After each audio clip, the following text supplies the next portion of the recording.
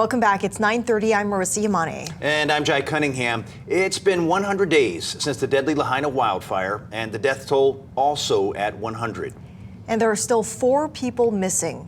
CNN's Mike Valerio spoke with some of the officers who've been helping with the missing persons cases. To help bring closure to the families, this is a story that's new at 9.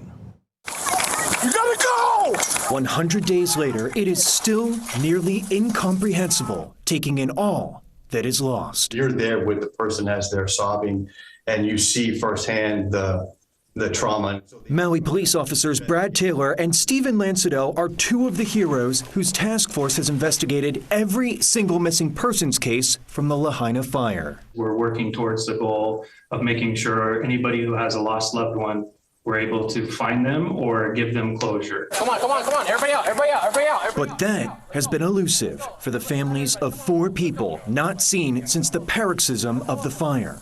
Among those who are still missing is Robert Owens. We learned that he used to work for NASA as an engineer. Paul Kaspritsky, he is a resident of Lahaina. He's a local artist, a boat builder, a woodworker, and he's a published author and also a father of 2.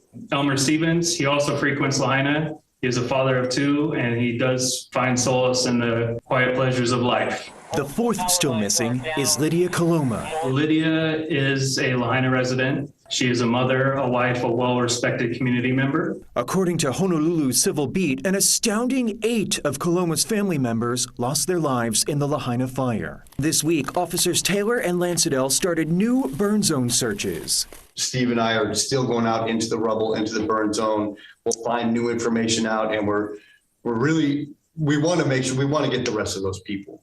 Officer Taylor told us he knew some of the victims. One of the unfortunate ways I found out was we would get the DNA confirmation sheets, and I was reading through it so I could find out who it was, and I read the name, and it was from a former coworker.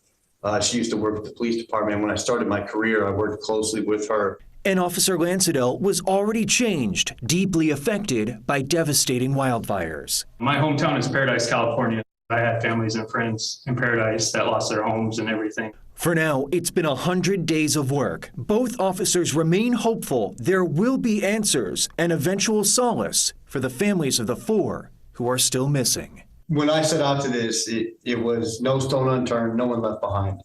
And I am hopeful and committed and dedicated to make sure that I reach that goal. I'm Mike Valerio reporting.